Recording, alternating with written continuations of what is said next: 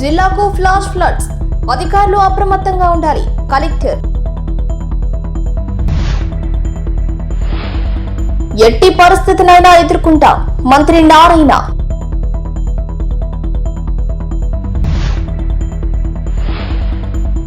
నిండుకుండలా మారిన చెరువులు.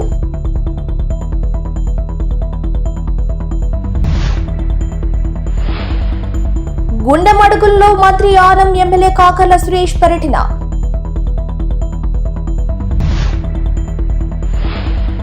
గుడ్లూరు బాధితురాలికి ప్రభుత్వ సాయం అందచేత. బంగాళాఖాతంలో ఉపరితల ఆవర్తనం ప్రభావంతో తిరుపతి జిల్లా గూడూరు నియోజకవర్గ వ్యాప్తంగా మోస్తారు వర్షాలు కురుస్తున్నాయి. వర్షాల నేపథ్యంలో డివిజన్ కేంద్రంలో సబ్ కలెక్టర్ కార్యాలయం మరియు ఆయా మండలాల పరిధిలో కంట్రోల్ రూమ్ల ఏర్పాటు చేశారు. తీర ప్రాంతాల్లో మత్స్యకారులను అధికారులు అలర్ట్ చేశారు. సముద్రంలోకి వేటకు వెళ్లవద్దని హెచ్చరికలు జారీ చేశారు. అధికారులు ప్రజలకు అందుబాటులో ఉండాలని జిల్లా కలెక్టర్ సూచించారు.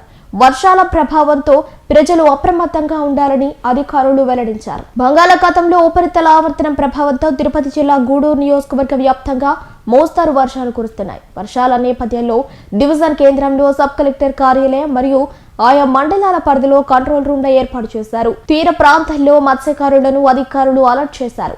సముద్రంలోకి వేటకు వెళ్లవద్దని హెచ్చరికలు జారీ చేశారు. అధికారులు ప్రజలకు అందుబాటులో ఉండాలని జిల్లా కలెక్టర్ సూచించారు. వర్షాల ప్రభావంతో ప్రజలు అప్రమత్తంగా ఉండాలని అధికారులు వెల్లడించారు. ఉత్తర తమిళనాడు, దక్షిణాంధ్రకు ఆనుకుని వాయుగుండం ఏర్పడిన నేపథ్యంలో నెల్లూరు జిల్లాలో భారీ వర్షాలు కురుస్తున్నాయి. వాగులు, వంకలు, చెరువులు, నదులలో జలకళ సంతరించుకుంది. జిల్లా వ్యాప్తంగా పలు గ్రామాల్లో రాకపోకలు స్తంభించిపోయాయి. చెరువుల్లో నిండు కుండలు తలపిస్తున్నాయి.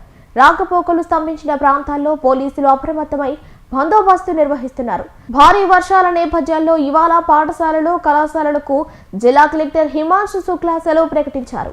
వాయుగుండం ప్రభావంతో ఈ వర్షాలు మరో 2 రోజులు కొనసాగే అవకాశాలు ఉన్నాయని విపత్తుల హెచ్చరికల కేంద్రం ప్రకటించింది. విపత్తును ఎదుర్కొనేందుకు అధికారులు సమాయత్తమయ్యారు. వాయుగుండం ఏర్పడ్డ నేపథ్యంలో దీని ప్రభావంపై మా ఛానల్ 9 ప్రతినిధి ప్రేమ్ వివరాలు అందిస్తారు. చెప్పండి ప్రేమ్, వర్షాల ప్రభావం ఎలా ఉంది? బంగాళాఖాతంలో ఏర్పడిన అల్పపీడనం ప్రభావంతో జిల్లాలో జోరుగా వాన కురుస్తా ఉంది. 6 రోజుల నుంచి ఎడతెరిపి లేని వర్షంతో జనజీవనం అతలాకుతలమైంది. భారీ వర్షంతో రోడ్లన్నీ జలమయమయ్యాయి. వర్షం మొదలైతే గంటకు తరబడి కురుస్తా ఉంది.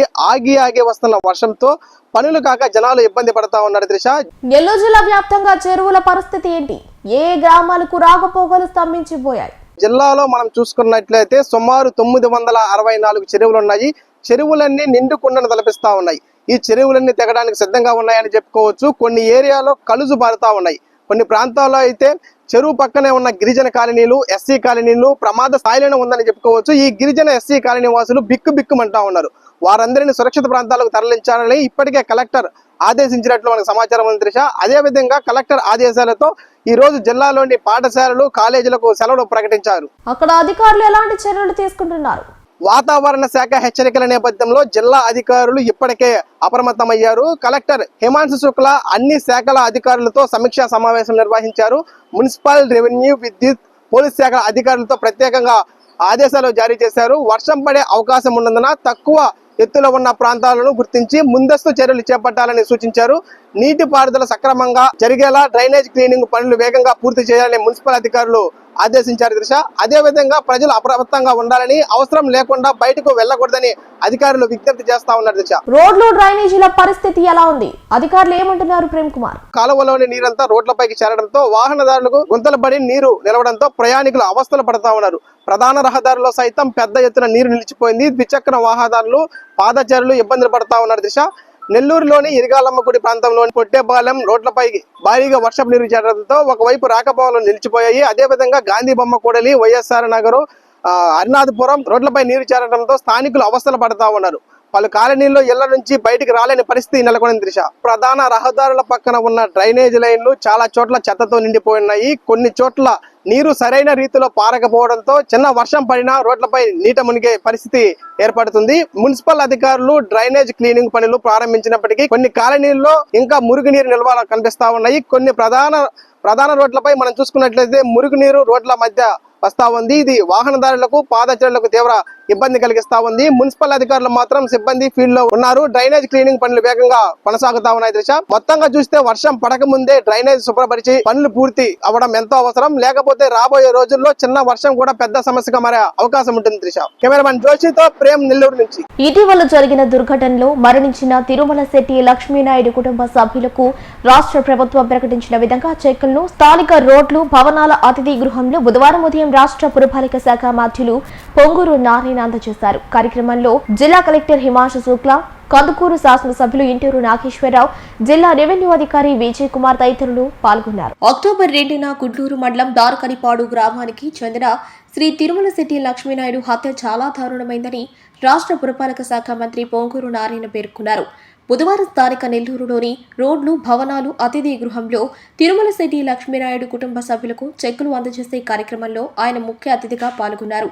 ఈ సందర్భంగా తిరుమల శెట్టి లక్ష్మీనాయుడు భార్య సుజాతకు 5 లక్షల రూపాయల చెక్కును, కుమార్తె లహన్వి తన్విశ్రీలకు 5 లక్షల రూపాయల వంతున మరియు తిరుమల శెట్టి భార్గవనాయుడికి 3 లక్షల రూపాయలు, తిరుమల శెట్టి పవన్ కుమార్ కి 5 లక్షల రూపాయల చెక్కులను అందజేశారు. ఈ సందర్భంగా మంత్రి పొంగూరు నారాయణ మాట్లాడుతూ, రాష్ట్ర ముఖ్యమంత్రి నారా చంద్రబాబు నాయుడు లక్ష్మీనాయుడు హత్య ఉదంతంపై తక్షణమే స్పందించి హోంశాఖ మార్చులు అనిత మరియు పురపాలక శాఖ మంత్రి పొంగూరు నారాయణ, శాసనసభ్యులు ఇంటూరి నాగేశ్వరరావుతో కమిటీ వేయటం జరిగిందని, కమిటీ తుది నివేదిక ప్రకారం లక్ష్మీనాయుడు కుటుంబాన్ని అన్ని విధాలా ఆదుకునే చర్యల్లో నిన్న ముఖ్యమంత్రితో జరిగిన సమావేశంలో నిర్ణయం తీసుకోవడం జరిగిందని తెలిపారు.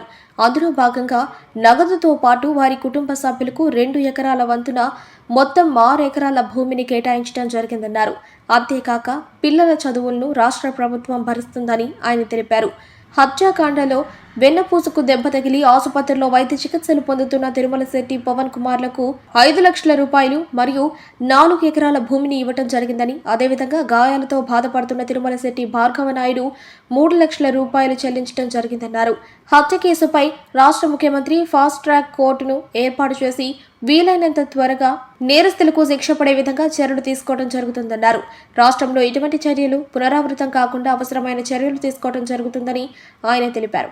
వాస్తవానికి లక్ష్మీనాయుడు మరియు హరిశ్చంద్ర ప్రసాద్లు స్నేహితులని, కొన్ని లావాదేవీలలో వచ్చిన తేడాల వల్ల హత్య చేయడం జరిగిందన్నారు. పిల్లలకు చెల్లించిన నగదును బ్యాంకులో డిపాజిట్ చేయడం జరుగుతుందన్నారు. దారకంపాడు విలేజ్ లో జరిగిన ఘటన, హరిశ్చంద్ర ప్రసాద్ అనే వ్యక్తి లక్ష్మీనాయుడు అనే వ్యక్తిని యాక్చువల్గా చంపటం, అది చాలా దారుణంగా జరిగింది. అంతేకాకుండా వాళ్ళిద్దరు బ్రదర్స్ కూడా యాక్చువల్గా వాళ్ళిద్దరు బ్రదర్ని కూడా చంపాలని ప్రయత్నిస్తే వాళ్ళు తప్పించుకున్నారు. అయినా వాళ్ళిద్దరు కూడా యాక్చువల్గా ఒకరికైతే వెన్నుపూస బాగా డ్యామేజ్ అయింది, దానికి సర్జరీ చేశారు. అయితే ఇటువంటి వాళ్ళిద్దరు ఫ్రెండ్సే అయినప్పటికీ చిన్న లావాదేవీలతో వచ్చిన ఘర్షణ ఇలా జరిగింది. ఇది నిజంగా ఇది కరెక్ట్ కాదు, ఇది హత్య యాక్చువల్గా ఇది చేయటం. దీని మీద ముఖ్యమంత్రి గారు స్పందించి వెంటనే దీని మీద యాక్షన్ తీసుకొని పోలీస్ డిపార్ట్మెంట్కి ఇవ్వటం, పోలీస్ డిపార్ట్మెంట్ వాళ్ళు దాని మీద యాక్షన్ తీసుకొని అతను అరెస్ట్ చేయడం జరిగింది. దీని మీద ఎవరైతే చనిపోయారో వారు చనిపోయిన లక్ష్మీనాయుడు యొక్క వైఫ్ సుజాత, ఆమెకి 2 పిల్లలు, 4 సంవత్సరాల పాప, 2 సంవత్సరాల పాప. ముఖ్యమంత్రి గారు స్పందించి కమిటీ వేశారు. అటు హోమ్ మినిస్టర్ గారితోనూ నాతోనూ మరియు శ్రీనివాస్ అని జనసేన నుంచి, అదేవిధంగా బీజేపీ నుంచి చేసి పోయి డిస్కస్ చేయడం జరిగింది. దాని మీద నిన్న మళ్ళా కమిటీని పిలిచి ముఖ్యమంత్రి గారు డిస్కస్ చేసి సుజాతకి వాళ్ళ పిల్లలకి ఎటువంటి ఇబ్బంది జరగకూడదని నిన్న యాక్చువల్గా సుజాతకి ఒక 5 లక్షల రూపాయలు, తర్వాత వాళ్ళ పిల్లలిద్దరికి ఒక్కొక్కరికి 5 లక్షల డిపాజిట్ చేయమన్నారు. అదేవిధంగా ఎవరైతే బెడ్ మీద యాక్చువల్గా ఈరోజు సర్జరీ చేయించుకొని అంటే వెన్నుపూస దెబ్బతిందో వారికి యాక్చువల్గా 5 లక్షలు, అదేవిధంగా భార్గవ్ అనే ఇంకొక బ్రదర్కి ఒక 3 లక్షలు యాక్చువల్గా శాంక్షన్ చేశారు. ఇది కాకుండా సుజాత వాళ్ళ పిల్లల యొక్క శ్రేయస్సును దృష్టిలో పెట్టుకొని సుజాతకు 2 ఎకరాలు, వాళ్ళిద్దరు పిల్లలకు 2 ఎకరాలు ఇవ్వమని కలెక్టర్ గారికి ఆల్రెడీ ఆదేశించారు.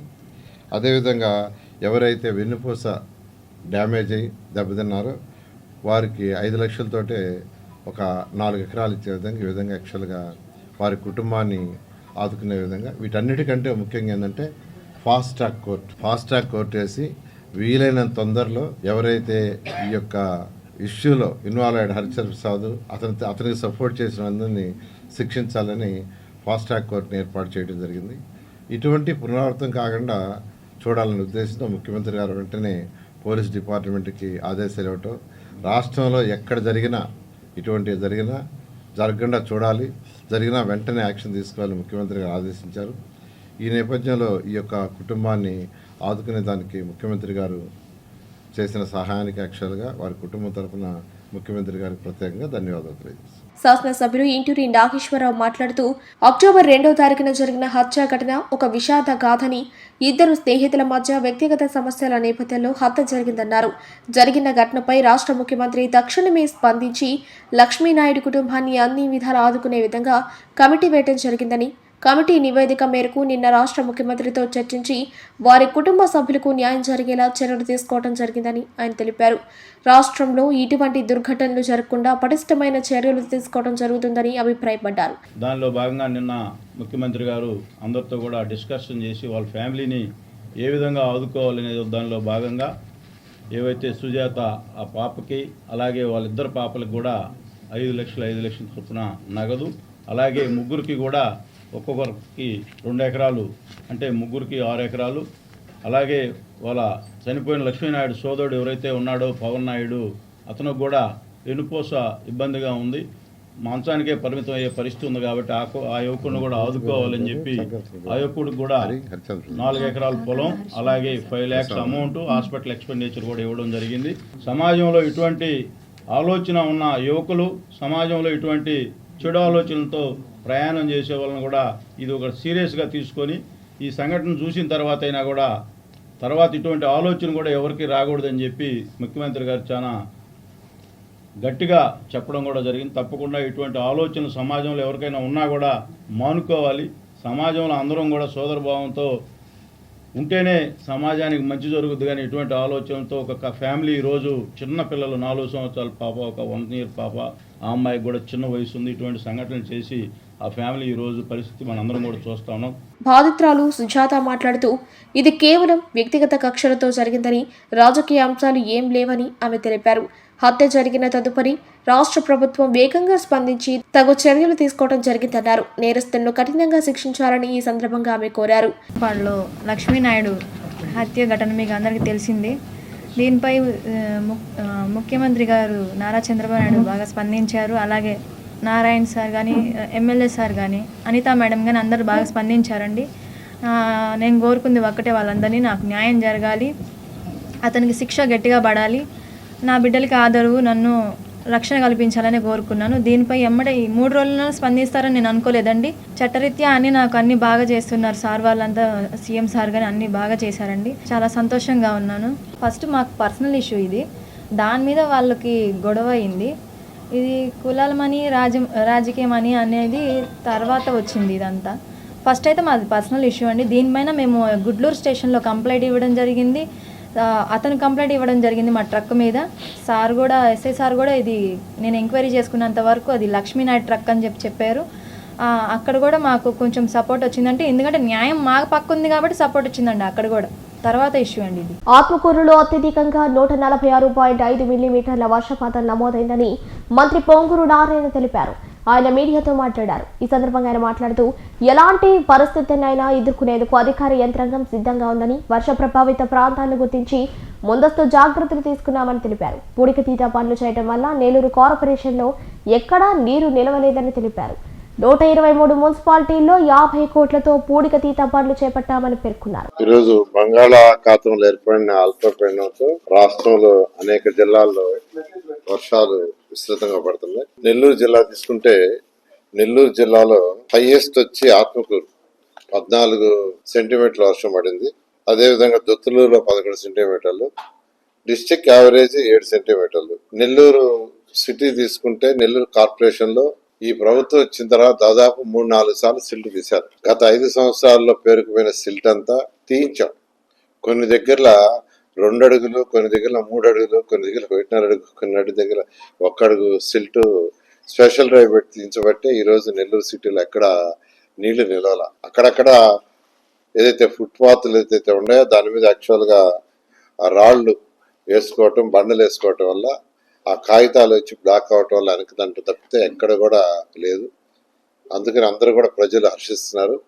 నేను, కలెక్టర్ గారు, కమిషన్ ఇప్పుడు టౌన్ అంతా తిరిగి వచ్చాం, ఎక్కడైనా నీళ్లు స్టాక్ అయి ఉన్నాయని. ఎక్కడ కూడా నీళ్లు స్టాక్ కాలేదు, బాగా చేశారు అధికారులు. ఇదేవిధంగా రాష్ట్రంలోని అన్ని మున్సిపాలిటీలు 123 మున్సిపాలిటీస్లో ప్రభుత్వం రాగానే 2024 ప్రభుత్వం రాగానే ముఖ్యమంత్రి గారు జూన్లో ఇచ్చిన ఆదేశం ఏంటంటే ఇమీడియట్ గా మున్సిపాలిటీలో సిల్ట్ తీయించండి, వర్షాకాలం వచ్చే ముందంటే 50 కోట్ల రూపాయలు మున్సిపాలిటీస్ కి ఫండ్ కూడా ఇవ్వడం జరిగింది సిల్ట్ తీయడం కోసం. ఆ విధంగా యాక్చువల్ గా సిల్ట్ మీద ఈ ప్రభుత్వం స్పెషల్ డ్రైవ్ పెట్టబట్టి ఈ రోజు అయితే డ్రైన్స్ ఇంకా పూర్తి చేయాల్సిన అవసరం ఉంది. కచ్చా డ్రైన్స్ ఉన్నాయి, ఆ డ్రైన్స్ అన్ని పూర్తి చేయడానికి ముఖ్యమంత్రి గారు కేంద్ర ప్రభుత్వ సహాయంతో ఒక 4,000 కోట్లతో ఒక ప్రాజెక్ట్ ని యాక్చువల్ గా శాంక్షన్ చేశారు. అటు కేంద్ర ప్రభుత్వం, రాష్ట్ర ప్రభుత్వం. అది కూడా త్వరలో స్టార్ట్ చేయబోతున్నాం. అది కూడా టేకప్ చేస్తే 77 మున్సిపాలిటీస్ లో, అంటే 50,000 కంటే ఎక్కువ పాపులేషన్ ఉండే మున్సిపాలిటీస్ లో ఆ ప్రాజెక్ట్ కి కేంద్ర ప్రభుత్వం యాక్సెప్ట్ చేసింది. అవి 77 మున్సిపాలిటీస్ వచ్చినాయి. త్వరలో వాటికి టెండర్స్ కూడా పిలిచి వాటిని కూడా పూర్తి చేస్తే ఈ వర్షాకాలం సీజన్ లో, అంతేకాకుండా బాత్రూమ్ నుంచి, కిచెన్ నుంచి, టాయిలెట్స్ నుంచి వచ్చే వాటర్ ఏదైతే ఉందో దాన్ని ఫ్రీగా డ్రైన్స్ లో పోయే విధంగా యాక్చువల్ గా చేయటానికి ఆ 4,000 కోట్ల ప్రాజెక్ట్ ని టేకప్ చేశాం. ఈ విధంగా ఈరోజు మున్సిపల్ శాఖ ఖజానా ఖాళీ అయిపోయిన 10 లక్షల కోట్ల అప్పుతో ఈ రోజు రాష్ట్రాన్ని ముఖ్యమంత్రి గారు ముందుకు తీసుకుపోతున్నా. గత ప్రభుత్వం చేసిన అప్పుతో సంక్షేమ పథకాలు చేస్తూ, మరొక పక్క డెవలప్మెంట్ చేస్తూ, అదేవిధంగా యువతకు ఉద్యోగాలు వచ్చేదానికి అనేక ఇండస్ట్రీస్ ని తీసుకొస్తూ ఈరోజు యువనాయకుడు ఆస్ట్రేలియాలో ఉన్నాడు, ముఖ్యమంత్రి గారు ఈరోజు దుబాయ్ పోతున్నాడు. ఇవన్నీ దేనికంటే అనేక ఇండస్ట్రీస్ ని తీసుకొస్తే యువతకు ఉద్యోగాలు వచ్చేందుకు. ఈ విధంగా ఈరోజు ఈ రాష్ట్ర ప్రభుత్వం గత ప్రభుత్వం చేసిన అనేక అవకతవకల నుంచి బయటకు వస్తూ ముందుకు తీసుకుపోతుంది. ఈ నేపథ్యంలో మున్సిపల్ శాఖ కూడా ఈరోజు అనేక కార్యక్రమాలు, మీకు అందరూ తెలిసిందే, నెల్లూరు సిటీ తీసుకుంటే నెల్లూరు సిటీలో 47 పార్కులు ఉంటే 35 పార్కులు పూర్తి చేశారు. ఇంకొక 5 పార్కులు కూడా త్వరలో పూర్తి చేస్తున్నారు. ఎవరు ఊహించలా ఇన్ని పార్కులు పూర్తి చేస్తామని. ఎందుకంటే 28 డివిజన్లు ఉన్నాయి, 28 డివిజన్లో 47 పార్కులు ఉన్నాయి. అంటే దాదాపు ప్రతి డివిజన్ కి యావరేజ్ 2 పార్క్. స్కూల్స్ ఈరోజు విఆర్ఐ స్కూల్ ఏ విధంగా చేసాం, నెల్లూరులో ఉన్న ఆల్ హై స్కూల్స్ ని రేపు జూన్ లోపల అదే విధంగా తయారు చేస్తున్నాం. ఇవి కూడా ఎవరు ఊహించలా. అదే విధంగా ఈరోజు అండర్ గ్రౌండ్ డ్రైనేజ్, దానికి 165 కోట్ల యాక్చువల్ ముఖ్యమంత్రి గారు శాంక్షన్ చేశారు, అట్కోలోనే వచ్చింది. అదేవిధంగా నెల్లూరులో ఉన్న డ్రైన్స్, డ్రింకింగ్ వాటర్ ప్రాజెక్ట్, వాటికి మరొక నెల్లూరు కార్పొరేషన్ మొత్తానికి మరొక 600 కోట్ల యాక్చువల్ గా శాంక్షన్ చేశారు. అది అమృత స్కీమ్ లో, ఏషియన్ ఇన్ఫ్రాస్ట్రక్చర్ ఇన్వెస్ట్మెంట్ బ్యాంక్ ద్వారా, అర్బన్ ఇన్ఫ్రాస్ట్రక్చర్ ఫండ్ ద్వారా అది కూడా శాంక్షన్ చేశారు. ఇది కాకుండా ఏదైతే ఉయ్యాల కాలువ, రామిరెడ్డి కెనాలు ఇటువంటివి ఉన్నాయో వాటిని యాక్చువల్ ప్రక్షాళన చేయాలి. ఎందుకంటే వాటికి 2 పక్కల కాంక్రీట్ వాల్ కట్టి పైన స్లాబ్ వేస్తే తప్ప దోమలనే పూర్తిగా బాగు.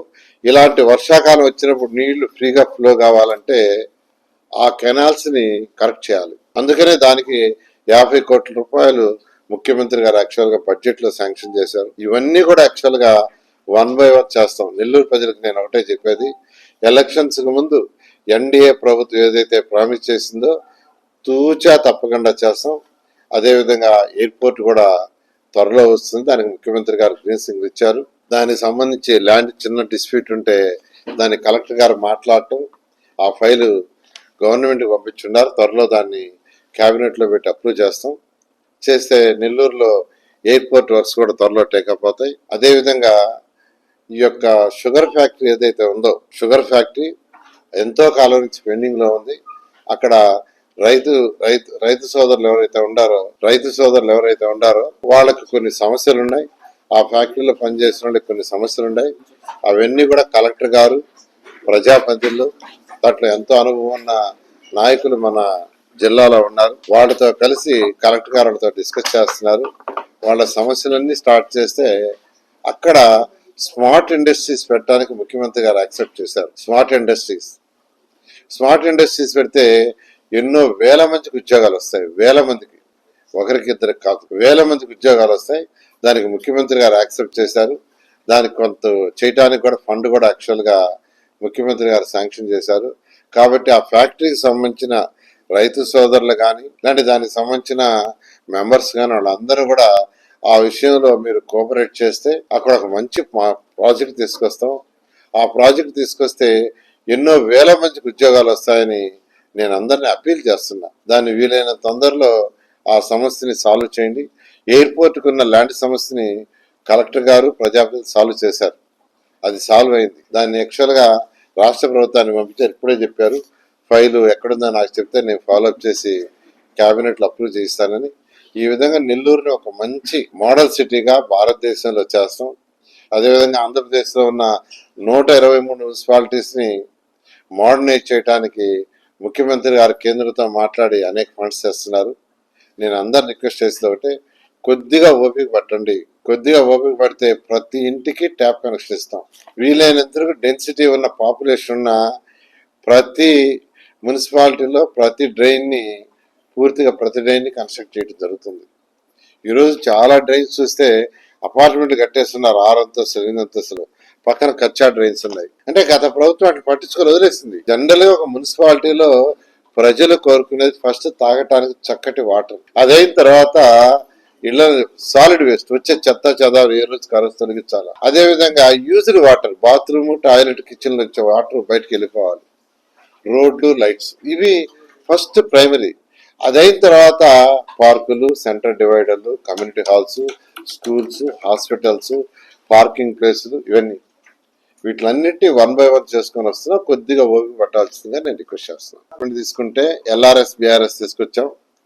అయితే అక్కడక్కడ కొన్ని కంప్లైంట్లు వస్తున్నాయి. ఆ కంప్లైంట్లను బేస్ చేసుకుని టౌన్ ప్లానింగ్ డిపార్ట్మెంట్కి యాక్చువల్గా ఆదేశాలు ఇచ్చాం. తెనాల్లో నిన్న యాక్చువల్గా మా టౌన్ ప్లానింగ్ వాళ్ళు యాక్చువల్గా పోయి ఇన్స్పెక్షన్స్ చేస్తే దాన్ని రాజకీయ రంగు పులుతున్నారు. వద్దండి.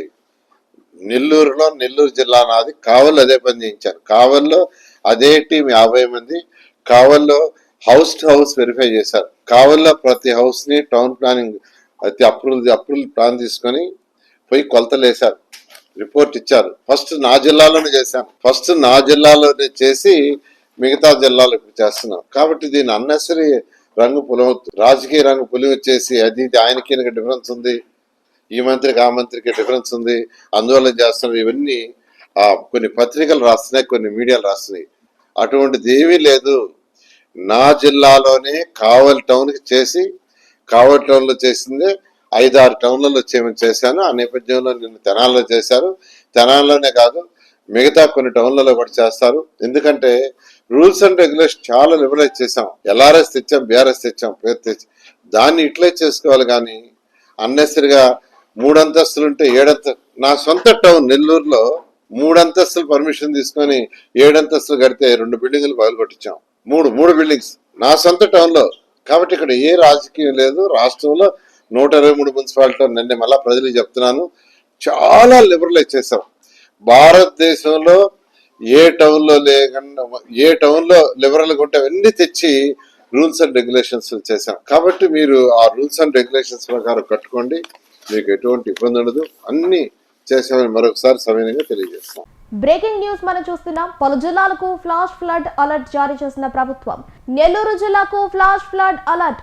తీవ్ర అల్పపీడనం నేపథ్యంలో రాయలసీమలోని అనంతపురం, కర్నూలు, కడప, చిత్తూరు జిల్లాలకు వాతావరణ శాఖ అధికారులు ఫ్లాష్ ఫ్లడ్ అలర్ట్ జారీ చేశారు. మరోవైపు కోస్తాలోని కృష్ణా, గుంటూరు, ప్రకాశం, శ్రీ పొట్టి శ్రీరాములు, నెల్లూరు జిల్లాలకు ఫ్లాష్ ఫ్లడ్ అలర్ట్ జారీ చేశారు. ఆయా జిల్లాల్లో ఆకస్మిక వరదలు సంభవించే అవకాశం ఉందని చెప్పారు. తీవ్ర అల్పపీడనం వాయుగుండంగా మారే అవకాశం ఉందని అధికారులు పేర్కొన్నారు. ఫ్లాష్ ఫ్లడ్ పై మా ఛానల్ 9 ఇన్పుట్ ఎడిటర్ వివరాలు అందిస్తారు. జయరాజ్, వాయుగుండం పరిస్థితి ఏంటి? ఫ్లాష్ ఫ్లడ్స్ పై అధికారులు ఏదైనా చర్యలు తీసుకున్నారా? సముద్ర తీరం, పెన్నా పరివాహక ప్రాంతాల పరిస్థితి ఏంటి జయరాజ్? నెల్లూరు జిల్లాకు ఇప్పుడే ఫ్లాష్ ఫ్లడ్స్ వచ్చే అవకాశం ఉందని ఫ్లాష్ ఫ్లడ్ అలర్ట్ జారీ చేసింది గవర్నమెంట్. ఈ మేరకు నెల్లూరు జిల్లాలో మంత్రి పొంగూరు నారాయణ కూడా సమీక్షా సమావేశం ఏర్పాటు చేశారు. రాష్ట్ర వ్యాప్తంగా ఈ వర్షాలు కురిసే అవకాశాలు ఉన్నాయని, నెల్లూరు, ప్రకాశం, గుంటూరు, బాపట్ల జిల్లాలకు ఈ వర్షం వస్తుందని ఇప్పుడే నారాయణ సమీక్షించారు. అయితే రాష్ట్ర ప్రభుత్వం విపత్తుల శాఖ నెల్లూరు జిల్లాతో పాటు ప్రకాశం, ఉమ్మడి నెల్లూరు జిల్లా, తిరుపతి జిల్లాలకు కూడా ఫ్లాష్ ఫ్లడ్స్ వచ్చే అవకాశాలు ఉన్నాయని ఇప్పుడే ప్రకటించింది. ఈ మేరకు దీనికి సంబంధించిన ఏర్పాట్లు చేస్తున్నారు. అయితే నెల్లూరుకు ఫ్లాష్ ఫ్లడ్స్ ఎలా వస్తాయనే ప్రస్తుతం అనేక మందికి రావచ్చు. అన్నమయ్య, కడప జిల్లాలో భారీ ఎత్తున వర్షపాతం నమోదవుతుంది. వర్షాలు కురుస్తున్నాయి. ఈ నేపథ్యంలో అన్నమయ్య ప్రాజెక్టు గత 3 ఏళ్లుగా తెగిపోయి ఉండడం, అన్నమయ్య ప్రాజెక్టు మీద ఎలాంటి అడ్డుకట్ట లేకపోవడం, అన్నమయ్య ప్రాజెక్టులోకి వచ్చిన నీరు మొత్తం సోమశిల రిజర్వాయర్కి రావడంతో ఆ ఫ్లడ్ నేరుగా ఒక్కసారిగా ఫ్లాష్ అయ్యే అవకాశం ఉంది.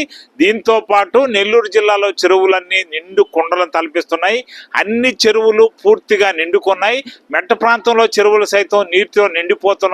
ఈ నేపథ్యంలో ఎప్పుడైనా ఏ క్షణానైనా ఫ్లాష్ ఫ్లడ్స్ వచ్చే అవకాశాలు ఉన్నాయని ప్రస్తుతం గవర్నమెంట్ అయితే ఒక రెడ్ అలర్ట్ జారీ చేసింది. ఈ రెడ్ అలర్ట్ ప్రకారం నెల్లూరు జిల్లాకు సంబంధించిన సోమశిల రిజర్వాయర్, అదేవిధంగా కండలేరు, అదేవిధంగా సర్వేపల్లి రిజర్వాయర్, అదేవిధంగా కనిగిరి రిజర్వాయర్, ఈ 4 రిజర్వాయర్లు పూర్తి సామర్థ్యంతో ఉన్నాయి. దీంతో పాటు స్వర్ణముఖి నది ఉధృతంగా పారుతుంది. అదేవిధంగా స్వర్ణముఖి ప్రాజెక్టు భారీగా వరద నీరు చేస్తుంది. ఈ నేపథ్యంలో ఏ క్షణంలోనైనా నెల్లూరు అటు తిరుపతి జిల్లాలకు ఫ్లాష్ ఫ్లడ్స్ వచ్చే అవకాశాలు ఉన్నాయని ఆల్రెడీ ఇప్పటికే కలెక్టరు జిల్లా వ్యాప్తంగా స్కూళ్ళు, కాలేజీలు సెలవులు ప్రకటించారు. ఈ నేపథ్యంలో ఏ విపత్తునైనా ఎదుర్కొనేందుకు సిద్ధంగా ఉండాలని ప్రభుత్వం ఇప్పటికే ఆదేశాలు జారీ చేసింది. ఈ ఆదేశాల ప్రకారం ప్రతి సముద్ర తీర ప్రాంత గ్రామాల్లో ఉన్న వారందరూ సముద్రంలోకి వేటకు వెళ్ళరాదని, అదేవిధంగా పెన్నా పరివాహక ప్రాంతంలో ఉన్న అనేక మంది గ్రామాలు ఉన్నాయి. ఈ అనేక గ్రామాల్లో కూడా ఇప్పుడే దండోర వేస్తున్నారు తహసీల్దార్లు, విఆర్ఓలు. పెన్నా పరివాహ ప్రాంతంలో ఏ క్షణమైనా ఫ్లాష్ ఫ్లడ్స్ వచ్చే అవకాశాలు ఉన్నాయి. ఈ అవకాశాలు వస్తున్న నేపథ్యంలో ప్రతి గ్రామంలో అప్రమత్తంగా ఉండాలని, పెన్నా నదిలోకి చేపల వేట కానీ అదేవిధంగా ఇసుక రీచుల్లో కానీ వెళ్ళకూడదని, ఏ క్షణానైనా ఫ్లడ్ వచ్చే నేపథ్యంలో దాన్ని మనం ఎదుర్కొనేందుకు ఒక్క ప్రాణ నష్టం కూడా జరగకుండా చర్యలు తీసుకోవాలని ప్రస్తుతం గవర్నమెంట్ నిర్ణయించింది. ఈ మేరకు ఒకవైపు అధికారులు అప్రమత్తమయ్యారు, ఒకవైపు జిల్లా కలెక్టర్ హిమాంశు శుక్లా సమీక్ష చేశాడు. అదేవిధంగా ఎప్పటికప్పుడు ఎక్కడెక్కడ ఫ్లాష్ ఫ్లడ్స్ వచ్చే అవకాశాలు ఉన్నాయి, ఎక్కడెక్కడ పెన్నా నది గండ్లు పడే అవకాశాలు ఉన్నాయి, ఏ చెరువులు గండ్లు పడే అవకాశాలు ఉన్నాయి, ఒకవేళ గండ్లు పడితే ఎలాంటి చర్యలు తీసుకోవాలి, శాండ్ బ్యాగ్స్ ఎక్కడ సిద్ధం చేశారు, ఎక్కడెక్కడ ఇంజనీర్లు రెడీగా ఉన్నారు. అయితే ప్రస్తుతం ఇక్కడ చెరువులు ఫ్లాష్ ఫ్లడ్స్ వస్తే లస్కర్ల ప్రక్రియ, లస్కర్ల వ్యవస్థ చాలా ధ్వంసం అయిపోయింది. అప్పటికప్పటికే చర్యలు తీసుకునే అవకాశాలు లేవు. అయితే ఇక్కడైతే ఒకటైతే ఖచ్చితంగా మనం చెప్పగలం, ఇరిగేషన్ అధికారులతో పాటు సాగునీటి సంఘాలు కూడా అనేక రకాలైన సాగునీటి సంఘాలు ఇప్పుడు పనిచేస్తున్నాయి. ఇంతకుముందు లస్కర్లు అయితే చెరువు కట్టల మీద తిరిగి ఎక్కడైతే చెరువు స్వల్పంగా ఉందో, చెరువు కట్ట ఎక్కడైనా దెబ్బతింటే వెంటనే అక్కడ ఇసుక శాండ్ బ్యాగ్స్ చేర్చుకోవడం, ఆ శాండ్ బ్యాగ్స్ ద్వారా రెస్ట్రక్షన్ చేయడం, ప్రొటెక్ట్ చేయడం లాంటివి జరిగే అంశాలు ఉన్నాయి. కానీ ఇప్పుడు ఆ పరిస్థితి లేదు. కాబట్టి ఇక్కడ పూర్తిగా లస్కర్ల వ్యవస్థ దెబ్బతిన నేపథ్యంలోనే ఫ్లాష్ ఫ్లడ్స్ వచ్చే అవకాశాలు ఉన్నాయని చెప్తున్నారు.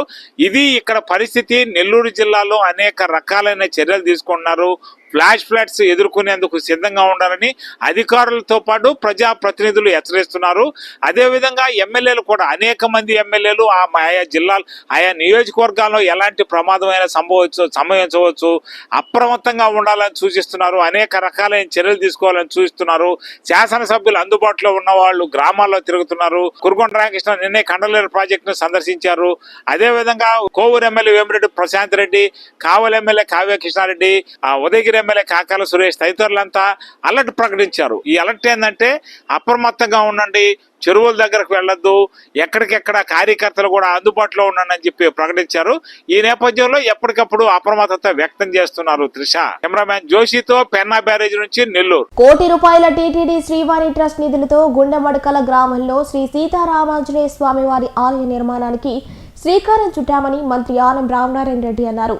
ఉదయగిరి నియోజకవర్గం వేజమూరు మండలం గుండెమడకల గ్రామంలో భక్తుల జయ జయ ధ్వనాల మధ్య వేద పండితుల మంత్రోచ్చరణలతో శాస్త్రోక్తంగా నిర్వహించిన హోమం, భూమి పూజ కార్యక్రమంలో స్థానిక ఎమ్మెల్యే కాకర్ల సురేష్ తో కలిసి మంత్రి ఆనం రామనారాయణ రెడ్డి పాల్గొన్నారు.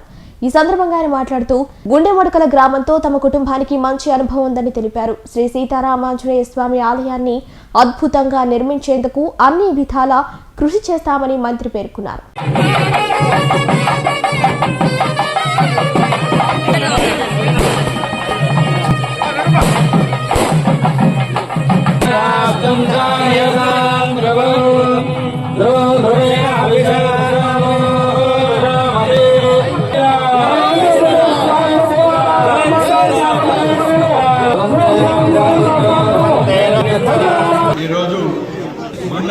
గ్రామం, వింజమూరు మండలం, ఉదయగిరి నియోజకవర్గం.